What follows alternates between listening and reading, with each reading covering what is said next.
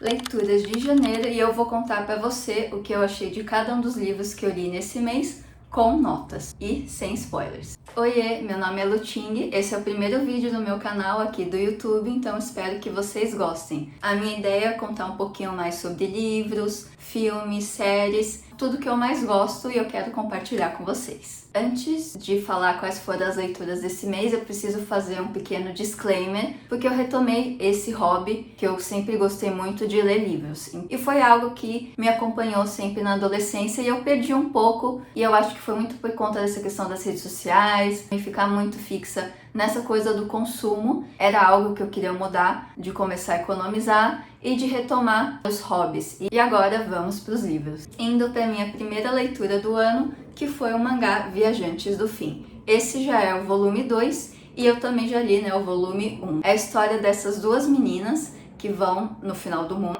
como diz o próprio título do livro, e elas estão aí descobrindo o que aconteceu realmente com a humanidade, porque você vai vendo, só tem as duas nesse mundo. Elas encontram até algumas pessoas no primeiro volume e elas vão tentando descobrir o que aconteceu, enquanto elas também vão procurando comida, recursos para continuarem sobrevivendo. Então é uma história muito legal que a gente vê esse percurso que elas estão tomando, sobre como que é esse mundo, e aí fica esse mistério no ar, porque até agora no volume 2, dando um pouquinho de spoiler, a gente ainda não descobriu o que aconteceu e eu quero muito saber. E são só 3 volumes, então o próximo deve ser publicado em breve e a gente vai descobrir essa história. E o mais legal é que as duas personagens são muito cativantes, elas são muito diferentes e são muito fofas. Outro ponto que eu gosto desse mangá é que é bem reflexivo também. Vai falando o que é a humanidade, o que é o passado, sobre memória. A gente vai refletindo com esses pequenos capítulos sobre tudo isso. Não é aquela reflexão também super elaborada, é uma coisa um pouco mais superficial,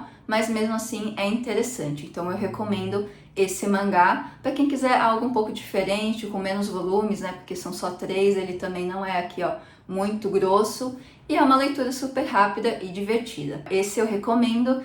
E o volume 2 para mim teve 3 estrelas, o primeiro foram 4, e eu achei que realmente o desenrolar da história do primeiro volume foi mais rápido, e eu espero que o terceiro seja melhor e recupere aí essa velocidade. O segundo livro que a gente vai falar hoje é A Inquilina, da Frida McFadden. Eu só tinha lido A Empregada, da Frida, e foi um livro que eu gostei bastante. Foi um livro que me cativou, eu realmente gostei aí do suspense que ela foi criando, da narrativa. Não é o livro mais bem escrito do mundo, mas eu acho que é super envolvente. E ela repete a forma nesse livro, então eu acho que é super envolvente também, tanto que eu li de uma vez só, em um dia. Então eu acho que ela tem essa escrita que é cativante e você quer saber o desenrolar da história. E qual que é a premissa? Nesse livro você acompanha um casal de namorados e eles sofrem alguns problemas financeiros e por conta disso tem que alugar um quarto na casa deles. A inquilina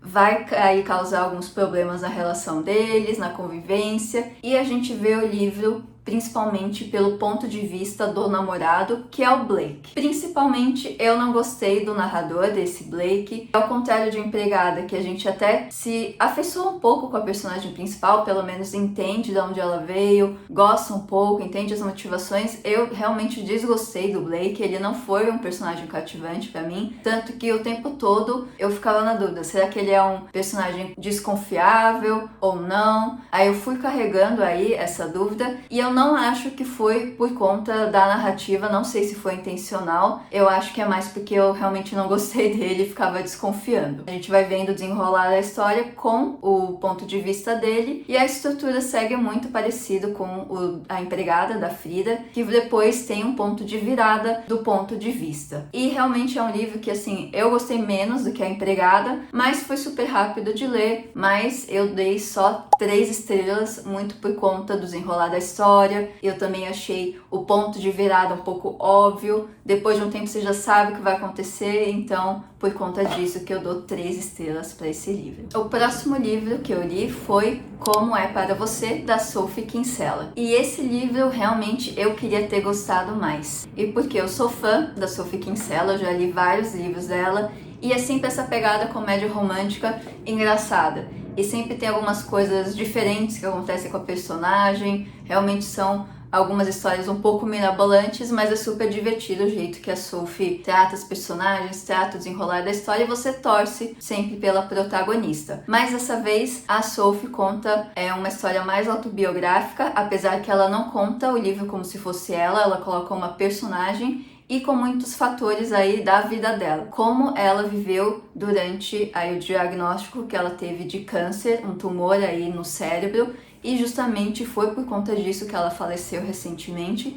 Então isso que me fez levar a querer ler o livro, porque eu sempre fui fã dela e saber aí da morte dela me abalou um pouco e eu queria, ver como que é esse livro mais autobiográfico. Mas eu realmente fiquei um pouco chateada, porque eu queria ter gostado mais desse livro, mas eu não consegui porque simplesmente eu não conseguia me envolver com a história. Eu acho que foi o modo que ela contou a história, primeiro que foi nessa terceira pessoa, e também porque são várias histórias curtas, então é como se fosse uma novela com vários capítulos, cada um uma história diferente da vivência dela desse tumor.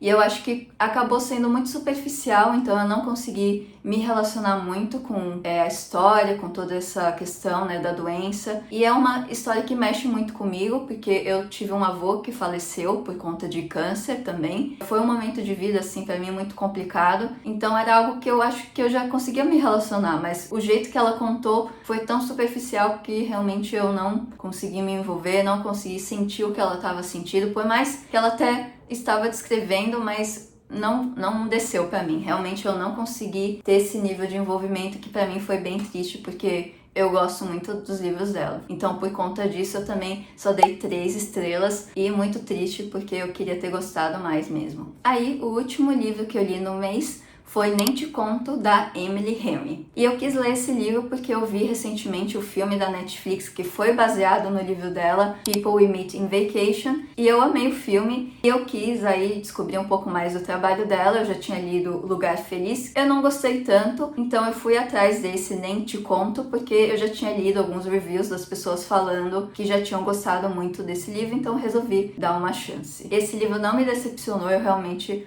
amei. E a gente acompanha a Daphne e ela namora o Peter. Eles estão noivos e eis que, na despedida de solteiro dele, ele resolve abandonar tudo e ficar com a amiga de infância dele, a Petra. Mas qual que é a questão? A Petra também namorava o Miles, e os dois, o Peter e a Petra, resolvem ficar juntos e abandonar os respectivos noivos e namorados. E com isso, a Daphne e o Miles, que foram abandonados, resolvem se juntar e fingir que estão namorando para ir atingir os dois ex. O que eu mais gostei da história foi o fato de que é uma narrativa que muitos livros de romance, para mim, tem um certo problema, porque você vai acompanhando a história e aí você vê, poxa, se eles só se conversassem, podia ter resolvido o problema.